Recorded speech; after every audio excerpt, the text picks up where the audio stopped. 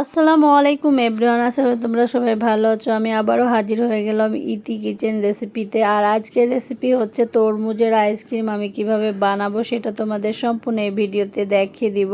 তো আমি এখানে তরমুজ নিয়ে নিয়েছি এবং এগুলো পিস পিস করে কেটে নিব। তারপরে ব্লিন্ডার করে নিব। আর ব্লিন্ডার করার সময় অল্প একটু পানি দিব যাতে ভালো হয়ে ব্লেন্ড হয়। আর হচ্ছে এখন আমি ছেঁকে নেব একটা ছাঁকনি দ্বারা, যাতে বিচি এগুলো ছাঁকনিতে থেকে যায় আর পানিটা আমি পেয়ে যাই। তো এখন আমি এখানে হচ্ছে লিকুইডটা নিয়ে দিয়ে দিব দুধ, দিয়ে দিব লবণ, দিয়ে দিব চিনি। তারপরে চুলাতে চড়িয়ে ভালো করে জাল দিয়ে নেব। জাল দিতে থাকবো কতক্ষণ ধরে।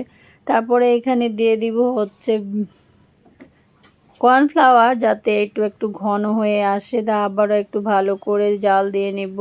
জাল দেওয়ার পরে হচ্ছে আমি এখানে দিয়ে দিব হচ্ছে ফুড কালার, যাতে তরমুজের যেহেতু লাল এই জন্য লাল দিয়েছি। তো এখন আমি ভালো করে আবার একটু নাড়াচাড়া করার পরে এটা কতক্ষণ পরে আমি হচ্ছে নামিয়ে নেব চুলাটা থেকে। আর তারপরে 1 ঘন্টার জন্য রেস্টে রাখবো যাতে ঠান্ডা হয়ে যায়। ঠান্ডা হওয়ার পরে আমি একটা আইসক্রিমের ডিব্বাতে সব লিকুইড ঢেলে নিব। ঢালার পরে হচ্ছে এটা আমি ডিপে রেখে দিব সারা রাতের জন্য। তারপরে হচ্ছে দুপুরবেলায় আমি বের করে বেবিদেরকে খেতে দিব।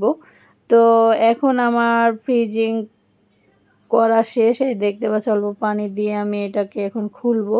আর প্রচণ্ড গরমে আইসক্রিম খাবো না, এটা কোনো কথা হলো বলো? এই জন্য বানিয়ে ফেললাম তরমুজের আইসক্রিম, মজাদার। তোমরা বাসায় ট্রাই করতে পারো। আর যদি ভালো লাগে অবশ্যই চ্যানেলটিকে সাবস্ক্রাইব, লাইক, কমেন্ট, শেয়ার করে সাথে থাকো, পাশে থাকো আইকন বেলটি ক্লিক করে। আর এরকম গরমে মজাদার বাসায় আইসক্রিম খেয়ে নাও। ধন্যবাদ।